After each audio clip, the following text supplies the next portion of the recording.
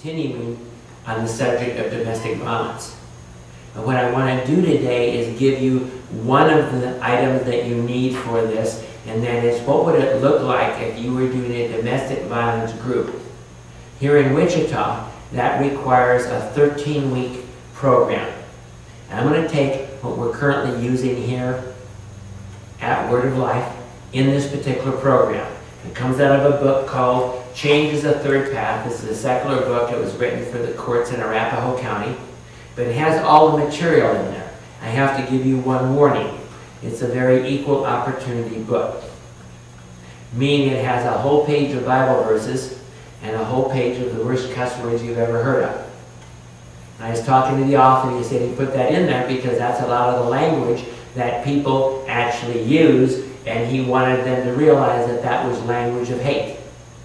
The reason he put the Bible verses in this, because it's a secular situation, is a lot of people and a lot of domestic violence perpetrators use Bible verses to justify what they're doing. So he wanted them to see that no, the Bible doesn't support domestic violence, doesn't support you putting down your wife, turning her into a snilling idiot. It does exactly the opposite, and that's why those materials are here in the book. So what I want to do is I'm going to go through a 13-week program, similar to what we do here. Of course, we Christianize this secular book in that process, and then talk about the process of coming out of this problem for the perpetrator. Now, in classes after this, we're going to deal with boundaries, which is one of the main areas that we use, and we're also going to deal with recovery for the victim. Okay? But today we're focusing on a group type of program. We call it group therapy. The suggestion is you don't have support groups in this area because they'll tend to collude with each other.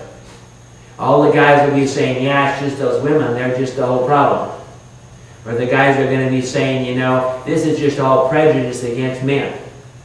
We even get this even with this program. Some of the other programs, we do a lot more than that. And so you have to work on that. You're going to see as we go through this how that all works.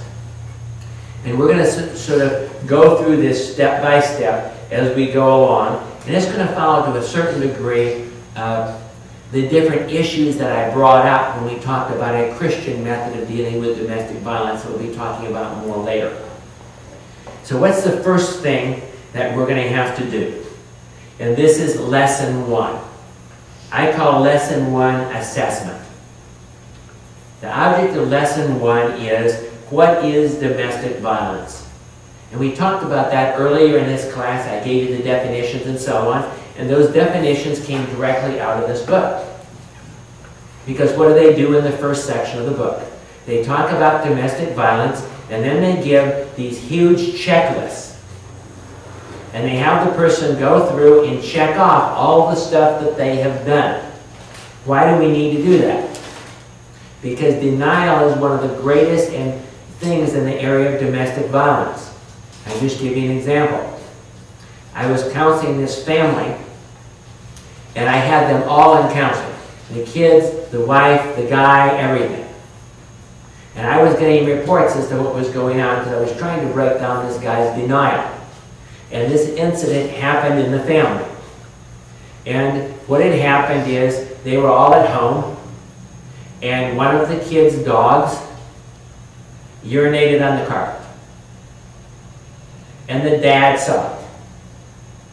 This is Dad's rendition. He went over to the dog, gave it a couple swats, and pushed it out the door. But I got the reports from the kids. This is what really happened. He went over to the dog, took his fist, slammed his fist into the dog about 10 times, took the dog and threw it airborne 15 feet out of the concrete. The daughter expected the dog would have died. The dog didn't. Do you see the difference in the picture? Another one, same family. The dad said, well, I wanted to talk to my daughter, so I followed her down the hall, and she went into the bathroom, put her foot in the door, and so I tried to open the door, and it broke the door. And he was the guy who fixed it, by the way. Daughter's rendition. He went bonkers, went after her, chased her down the hall. She ran to the bathroom, put her foot against the door. He broke down the door to get out. Do those sound a bit different? But see, the first denial is going to be what? I'm not domestically violent. The police just didn't see it right. They just didn't understand the situation. So you have to help them understand what domestic violence is. And we want them to know it isn't just if you hit. It's when you control. It's when you do all these things to turn your wife into a sniveling idiot. That is all domestic violence. When you threaten. Because after a while, a lot of women are controlled by the fear, not by the actual actions. And so they're going to say what? No, if I didn't take my fist and cold cock her on the spot.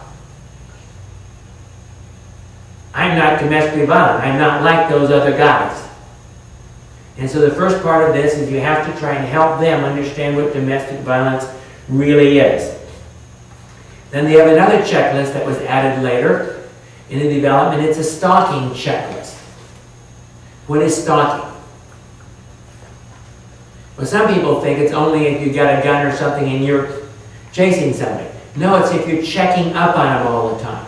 See, stalking can even be pumping the kids for information. It can be driving by the house. That's why in domestic violence they have no contact orders and protection from abuse orders, that you're not even allowed to go within so many yards of the house. But many times what they'll do, they get a friend to check it out. See, they do all these things to try to check it out, to try and find out what's going on. Now, why would a person stalk somebody? Well, the book suggests 3 different reasons. And see, stalking can be very dangerous because of these reasons. Either they're stalking for reconciliation. They're trying to get close to the person again so they can work it through. If that's truly the case, that's pretty good, okay? But another reason for stalking is vindication. That means they want to prove that their mate is the one who caused the problem, that their mate is the one that has all the problems, so they're going to find out dirt on them. They're going to try to see them do stuff and get them in trouble. And the third one is revenge. They're setting them up. They're waiting to get back at them. They're going to break into the house. They're going to go after them. So do you see why it's dangerous? Those type of things. And it can be just huge. To give you a real example of stalking, this guy's wife happened to be a crack addict. And when she would leave, he was so afraid she was going to go out and spend all her money again and hawk their VCR like she did one time and everything else you can think of. He would actually, as she was walking to the bus, he would get his car and drive right next to her and follow her all the way to the bus. Do you see how it has a control? Do you see that? We're going to see more of that as we go along here in different things. Another thing that they have, it's not in the actual book, it's in the leader's book, is called a lethality checklist. Now, why would we want a lethality checklist? Because you want to know, is this guy dangerous? We have another test that we use that we give the woman in this particular case, and it's called a CSR, and it basically just has the woman rate all the things that have happened to her, how controlling he is, and those kind of things, and then it rates him as dangerous, as seriously abusive, moderately abusive, or not abusive. And so you can use these to try and find out what's going on, to get an idea of where this person is, because that's what this first section is all about. We're trying to explain it to them, and then we're going to try and get them to face themselves and to be honest with us as much as that's possible. But I said there's so much denial, there's more denial in this area than there is in drug and alcohol. The only area that there's more denial in beside this is that of a pedophile, which we'll be talking about in the very end of this course. But here are just some of the things on the lethality checklist. Objectifies partner. That means calling them names, body parts, animals, stuff like that. Blames the victim for injuring themselves. Is unwilling to stay separated from the victim. Is obsessed with the victim. is hostile, angry, or furious, appears to be distraught, is extremely tense and volatile, extremely jealous, has perpetrated previous incidents of physical violence, has killed pets, has made threats, has made previous suicide attempts, is threatening suicide. See, what's one of the worst cases? The person ends up killing their entire family and killing themselves. Has access to the victim, has access to guns, abuses alcohol, abuses meth, cocaine, or crack, has thoughts of hurting the partner, has no desire to stop being violent. You take all of those things and you add them up, you've got a lot of that. What do you know? This is a case that there's probably a need for a restraining order or a safe house. You're going to have an escape plan because it can get that violent and that bad. That's why this is such a serious issue in the courts. 70% of domestic violence has alcohol involved. So most of the time you're going to have to deal with those issues. So that's what we do in session 1. Okay? Session 2. We really work in focusing, breaking out of denial at this particular point. And one of the things we have to say is, why are we aiming more of this at men? Because 80% of all domestic violence is done by men. Why? Because men are trained to be violent in our society. There's a whole section in the book, and what it deals with is male gender training. And see, this is a very confusing area to men especially. Because what do we tell men? You have to be tough. You have to be willing to go to Iraq. You have to be willing to, if your family is in danger, you have to defend them and give your life for your family. But you're supposed to be gentle and kind and never hurt anybody, right? Well, in what circumstances do you intervene and what circumstances don't you intervene? So we're told everyone's supposed to be like Schwarzenegger at one point in their life, and tough and rough and everything else, but then you're supposed to be gentle and kind and put up with everything, right? So what do you end up with? Most domestic violence perpetrators put up with too much, and then they blow up. And so it's all confusing. And so we try to straighten that out and help people understand how do you make those decisions. Yes, you're supposed to be both, but you have to use it correctly in the right situation. What are the different things we have there? See, we tell men you would have to have a sense of right for justice. You have to right wrongs and punish evil people, right? You have a sense of duty. You're supposed to protect your family. You're supposed to serve in the military and so on. Another one of the issues is what we call objectifying a person. You know that in all wars, the enemy are objectified, aren't they? Why is that? In other words, they're called Krauts or Japs or something. So they're not humans. Sense of disconnection. What are men taught? Don't cry. Don't feel. You act tough. You're supposed to be the all self-sufficient one, right? Goal-directed. Ideology is more important than people. If we're fighting for the American way, then you can kill in wars, right? These are the confusing messages. Might equals right. When you're a kid growing up, who wins the football game? The strongest, right? So do you want to be a wimp? Do you want to have your wife run the show? Macho image training. Who are the people that end up acting macho? The ones that didn't have dads, the ones that didn't have good models, so they basically just look at the, Terminator 3 or something, and they think that's what a man is supposed to be. So can you see that this whole issue we're talking about is, okay, what is a man supposed to be? From a Christian point of view, what do you think we tell him? Look at Jesus Christ. What would Jesus do, right? Because he is the image of what a balanced, healthy person is to be like, and you're to be conformed to the image of Jesus Christ. The third one is one of the most revealing. The third lesson is one of the most revealing lessons that we have there, because it deals with the characteristics.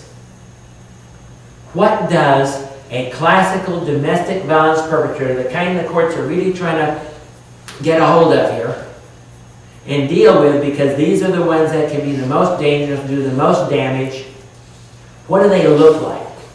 Let's look at their characteristics.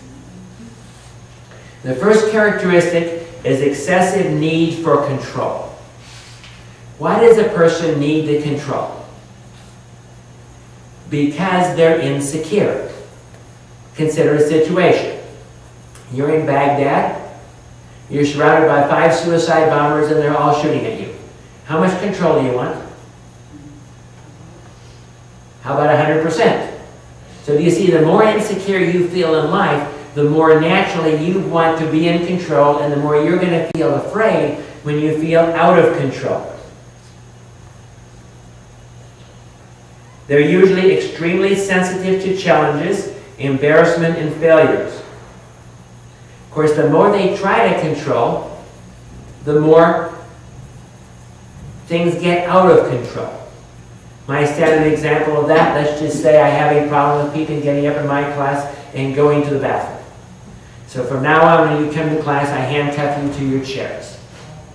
How do you feel? Think you'd come back? Well, if you had to come back, maybe you would bring a handcuff key and a pinchers. So now I put you in leg irons. So the next time you come back, you bring a blowtorch.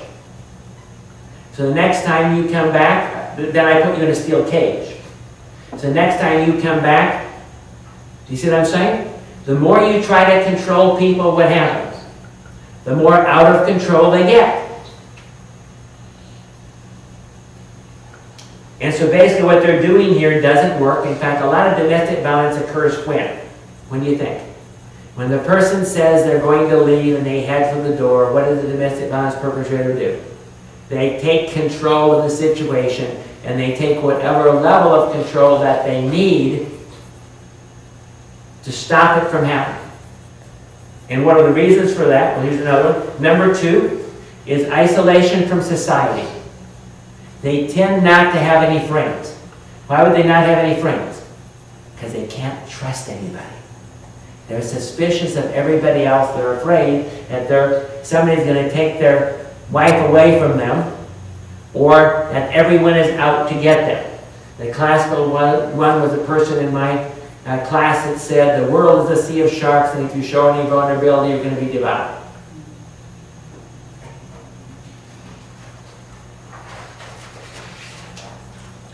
Lack of assertiveness skills. Assertiveness is boundaries. It's simply knowing how to work things through in your life in social situations. Most of these people don't have the skills, so therefore they have one skill.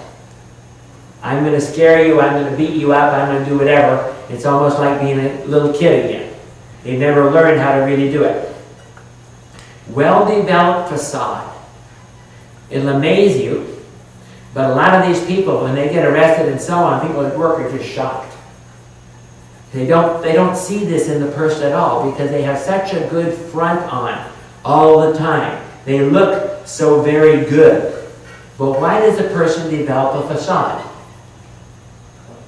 Because you're afraid if they really knew you, they would run and hide. That they would be afraid of you and you wouldn't get your needs met, so you have this nice facade, but when does the facade come off? At home. And so the person that is seen at home is very different from another person. Repressed feelings. About the only emotion that a domestic violence perpetrator feels is anger. They don't see the other one. So this is, and we're going to see, we're going to get to each one of these as we go along, by the way. We'll have sections to deal in other as we go later on. Hatred of women. Many times they feel that women have taken advantage of them or manipulated them in some way. Under or over dependent. Interestingly enough, some domestic violence perpetrators will be overly responsible. Some of the others are just totally irresponsible, but they're at one extreme or the other. Irrational beliefs. They believe things like they have a right to strike back if somebody says something about them.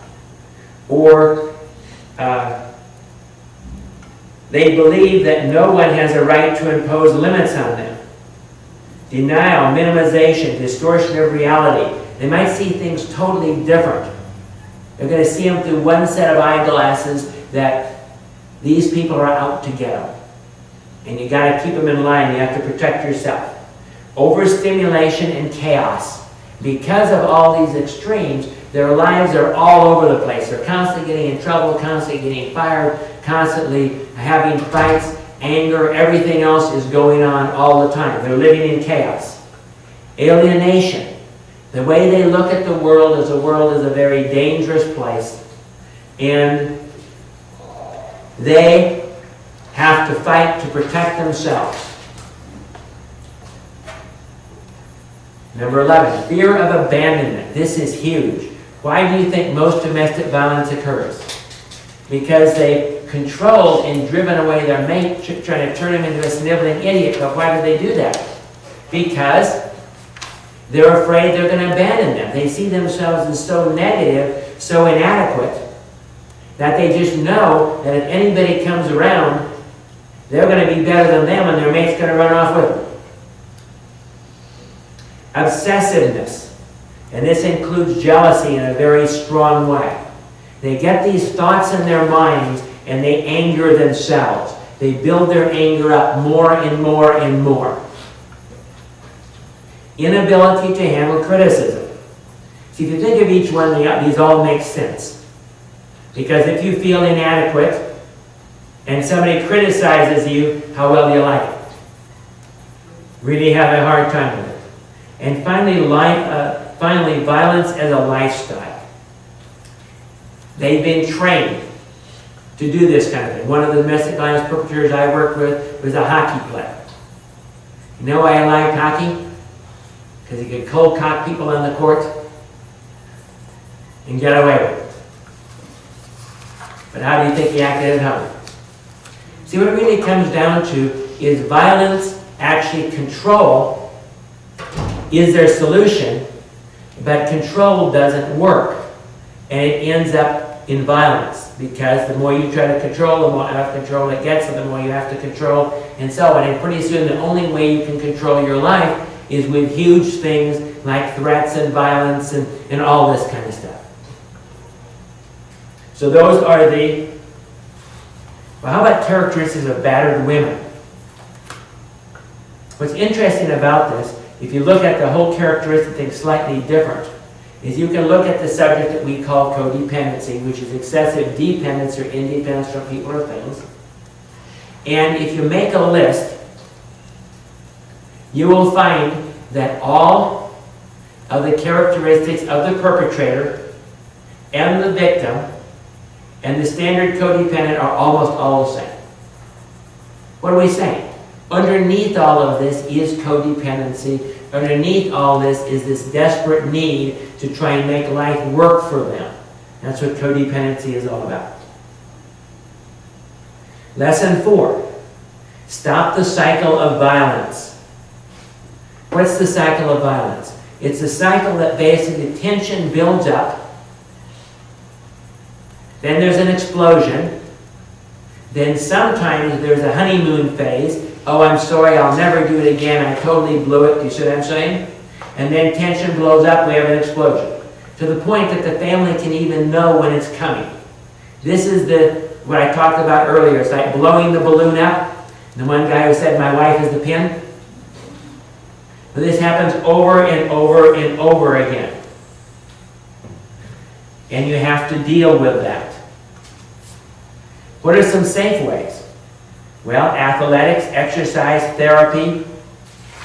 Have to deal with remorse. There's stuff underneath that. My theory in this particular area is that they believe a lie.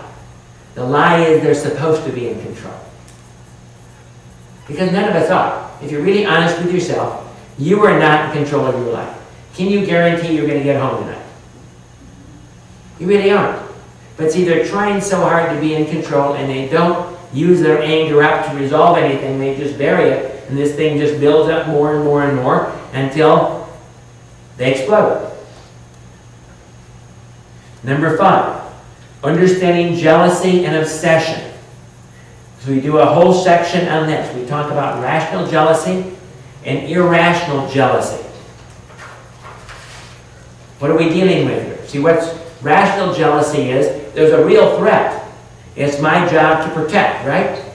What's irrational jealousy? Well, you know what men are like. You know, every guy out there is going to hit on my woman. And obviously, since I'm so inadequate, she's just going to run off with the first guy, right? And I've got a right to protect it, and I'm going to turn her into a sniveling idiot, make her sure she feels she can't possibly make it on her own, so she won't leave me. That's irrational jealousy. Can also end up being competition for the mate's time.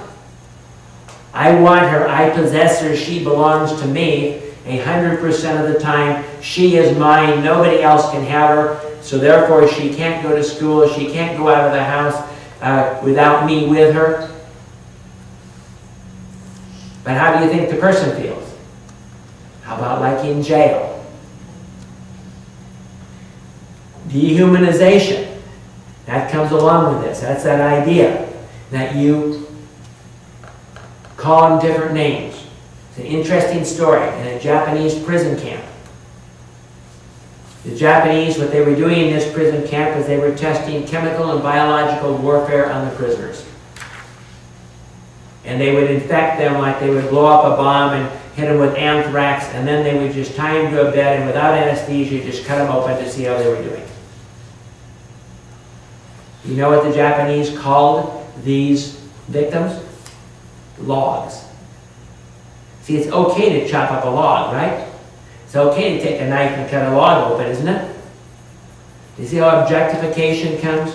And that's where all of the words that we won't even mention on this tape come from. You know, that start with B, that start with other words like that. That's objectification. And that's a sign that the person is going to try to treat that person as inhuman. They don't want to see them as human. That gives them a right then to treat them the way they want to treat them. Number 5, understanding anger. The anger we gave you, remember the classes we gave you in anger in starting this course, has a lot to do with this. They need to understand how to use anger correctly, how to use anger in a wrong way. And they have actually in the book what's called the anger elevator. The idea is this: if you can't understand when you're angry, you can't deal with it. Remember the grease slide that I gave you? Well, that's similar to that, only this is just like an elevator, and they have the people try and determine, okay, how angry was I in a particular situation? When I'm a 5 out of 10, how do I act? So they can identify their anger. But you're doing a whole anger management course in this particular area. And they simplify it a little bit, though. They say that what you can do with your anger, you can stuff it, you can handle it correctly, you can escalate it, or you can handle it directly to resolve the problem. They're supposed to keep an anger journal. And then here's where they give the Bible verses about anger, and here's where they give all the hate words to show you of what's going on here. Number 6, family of origin issues. Where is all this stuff coming from usually? Abuse and pain. Remember we said that most domestic violence perpetrators were victims themselves when they grew up. And so what issues are we going to have to address here in the counseling? Their family of origin issues. See, if they saw their dad beat up their mom and all this kind of stuff, it's going to have a big tendency here. So we have to dig into that. It's the focus of a lot of healing, but it's not an excuse. And of course, here we also go into codependency. And number 7 is control. The example I just gave you earlier is what I use when I used to do this particular group. Is that I would explain to them to give them a real live illustration. See, how do you think it would work if I took this group of, say, 10 or 15 domestic violence perpetrators, and when they came in, I actually handcuffed them to their chairs? How well do you think that would work? I haven't ever actually done that, but they get the point. And what I'm trying to show them in this particular section is, it's very simple. Control doesn't work. And I will even say to them, let me explain your future. If you don't deal with what's going on here, I can guarantee you 100% you're going to end up in prison divorce. Is that what you want? Is that what you're really trying to accomplish by what you're doing in this relationship? Or are you really trying to protect yourself from losing your wife? The abandonment issue we're talking about. This is a whole area also of equality in relationships. I mentioned to you earlier the equality wheel of the Duluth model, which is basically saying you have a choice. You can dominate somebody else and it'll never work. You'll just drive them out of your life. Or you can have an equalitarian relationship in all of these different aspects in the person's life. Which one do you think might work? If they don't realize it's not going to work, then something else will work. And we talk about that a little bit at that point, that boundaries work. Boundaries do not take away a person's right or will, where control does. Then lesson 8 is identify the feelings. Why do we have to do this? Because they don't understand their feelings, and this all has to do about feelings. To the domestic violence perpetrator, when the wife says she's going to leave, they feel annihilated. And that's why they're reacting so badly. So they're going to have to learn how to process their feelings and to deal with their feelings. Lesson 9. Deal with social isolation. Why do we need to do that? Well, what is codependency? When you're too dependent on somebody else, when their feelings control your feelings, you're too connected. What do we need? We need a balance. And they talk about a pyramid. See, the domestic violence perpetrator usually, how socially isolated are they? Totally, except for their family. So therefore, if their family has a problem, it's catastrophic, isn't it? So they need to develop friends on different levels. So they talk about in the pyramid, how much is everything you get out of life based on your mate? How much is it based on close friends? How much is it based on people at work? Most domestic violence perpetrators don't have close friends because they're afraid of that. They're afraid of dealing with that. Number 10 is building a facade. Talks about why we build a facade, why do we conceal our true self. And of course this has to do with all self-worth, doesn't it? How they feel about themselves, because they feel so inadequate. That's why these kind of things happen. Lesson 11 is life skills, teaching them how to be assertive. We already taught them anger management, but now we have to teach them boundaries, don't we? And how to use boundaries effective so they have something to replace their control. See, if they're still controlling people, we know how this is going to turn out, don't we? But getting to release that control is very difficult. What you find out in most cases is they might quit being violent, but they will still use threats, they will still use anger, they will still use verbal abuse to still be in control. Why don't people want to give up control? Because it feels very scary to be out of control, doesn't it? So they need to learn how to be assertive. They need to learn how to ask for what they want, to be secure about who they are, to be secure about how they feel. Need to teach them problem-solving skills, like how to communicate, how to deal with all of these kind of things. Then we get to lesson 12. Lesson 12 gets deeper into this. What we actually do is teach them about marriages and relationships, how to communicate with your mate, all the gender difference issues, relationship issues, how to have a healthy marriage, how to have healthy relationships, what it takes, how men and women are different, how men and women communicate different, why their wife is acting the way she is. See the perspective from her point of view. And then finally, lesson 13, I just call other methods. And we deal with faith, self-talk issues, relaxation, and they call it the tunnel. The tunnel is warning them the way this is really going to be. And that gets into sort of a whole method that we can look at that explains the process that the perpetrator will go through coming out of this particular type of a problem. And I'm going to address that here in just a minute, and a lot more issue here. But they also talk about helping children. We talk about the faith walk. In between here, usually I use when we're talking about codependency or when we're talking about control to give an altar call. And to try and get them saved, because you realize if we can get them saved and they start relying on God, we're going to get a whole lot of major change rapidly, a whole lot more than we do if we just use the secular methods that we have here. So all the way through here, we are adding in Christian principles to back all of this stuff up. But this just gives us, this book just gives us sort of our checklist, and it gives us something for them to read, to get their hands on, and we require them to fill out everything, and the entire book has to be complete to end the program, for them to complete the program and get their certificate of completion. And the majority of people going through the program do get saved if they're not already saved. And we see that that's the most dramatic change that we get. But what does it look like in the recovery process? Okay, those are the things we need to do to teach them. Do you see all those things? Now, what does it look like from the perpetrator's point of view? Stage 1. These are broken down in stages. This comes, again, with the leader's manual that goes along with changes the third path. Stage 1 is establishing accountability.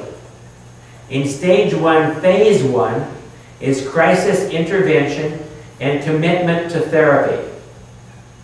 Why do people normally come to these groups? Because they're court-ordered. Secular groups, it's almost 100% of everyone that comes to the group is court-ordered. We get some other people here, but usually, if they're not, it's because their wife left them.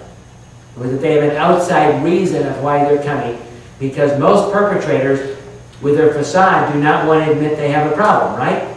And what are they doing by coming to an anger management domestic violence group? Admitting that they have a problem. How many men want to admit they're not the all self-sufficient ones? Not a whole lot. So that's why you don't get too many people if they don't have some major crisis that forces them to come. But see, we have to get that turned around. What I will say to them is this: look, you can fake your way through this group if you want to. And you may even fake us out, we may even give you a certificate.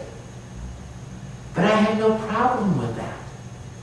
Because that just means you're going to offend again, and next time you come back, you give me 26 weeks and you pay me twice as much.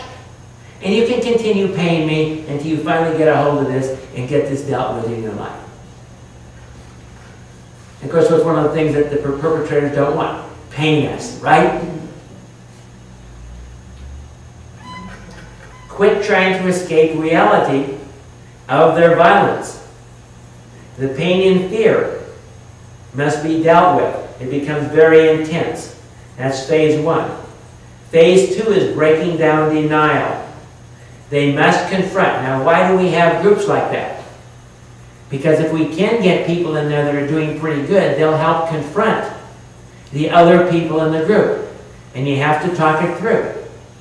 The more Christians we can get in a group like that, the more we have sort of other people that will help confront the other people. But somehow that denial has to be broken down. The minimization, the diffusion, the projection, those are all different things that people use to try not to face this. One of the sad things, especially in the secular programs, is they usually continue to be verbally abusive. That really takes work to break that particular thing. Take advantage or glimpses of repentance. Here's what it looks like when you're dealing with somebody like this. Every so often, you're going to get through.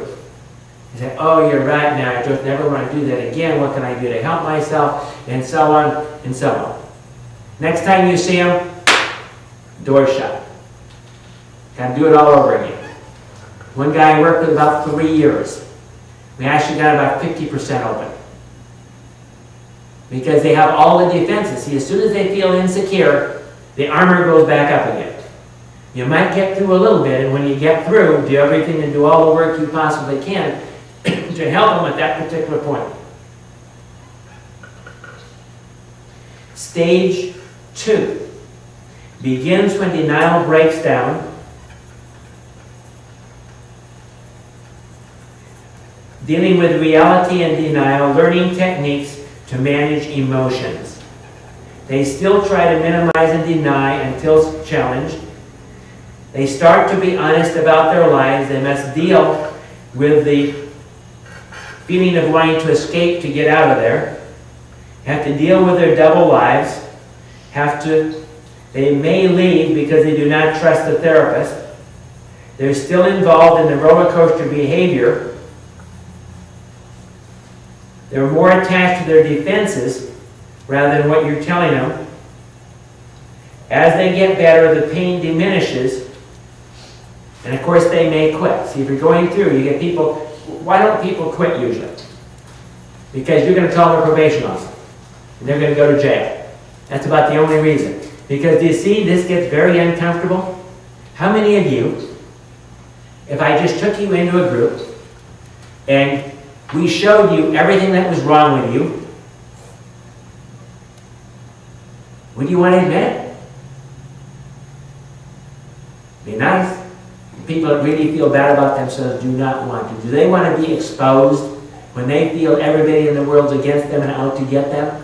You see the whole contradiction and the whole battle that goes on here inside of this person? It's just a huge, huge thing. Then we get to stage 3. Emotional recovery. Stability in attempting to give up stimulation in the double life, but emotions still come out.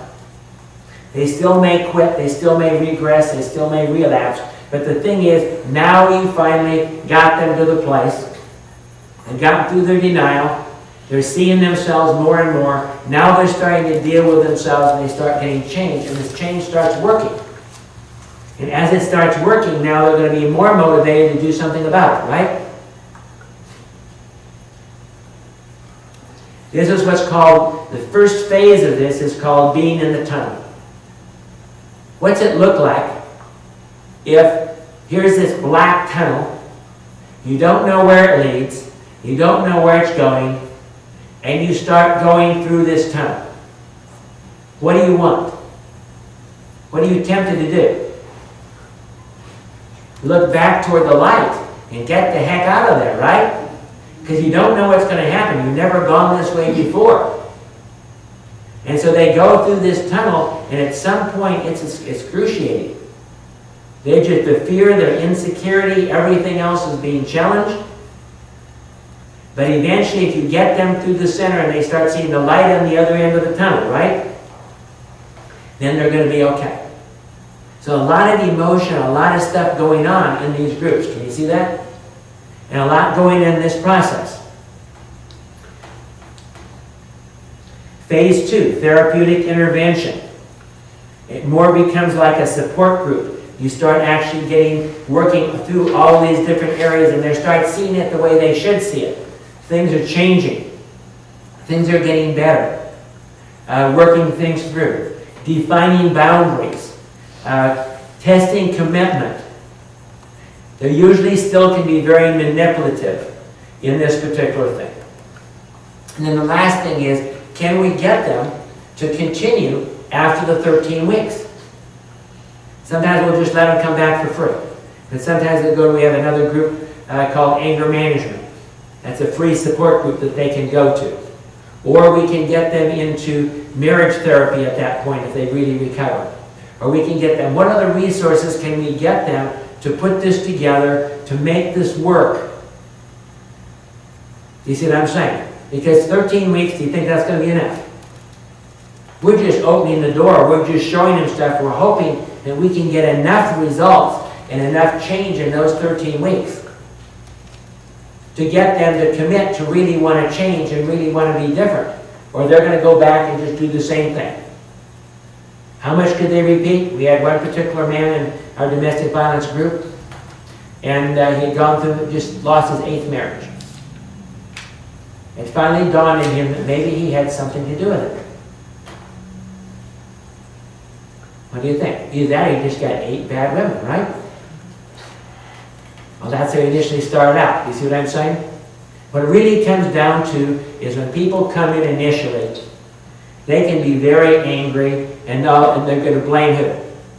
The parole officer, the policeman. It's totally unfair. They're really not like that. You don't understand. And you do a lot of work in the first section here of breaking through. That denial of getting them to eventually admit that they have a problem. Then they have to face their problem. You see, there's the 3 parts. Admit you got a problem, face your problem, and start getting enough results to get committed to actually change your life. And in there, as I said, the biggest thing is if they can get saved, because think of salvation for a second. What does it take to be saved? You see, it's the same process.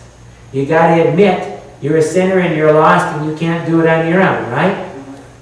Then you got to see yourself differently and commit your life to God. But then this God thing has to start working, doesn't it? So do you see how we can superimpose what we think is a much powerful, more powerful method, the love of God, into the lives of these kind of people to get the kind of miracles that we need to see that happen?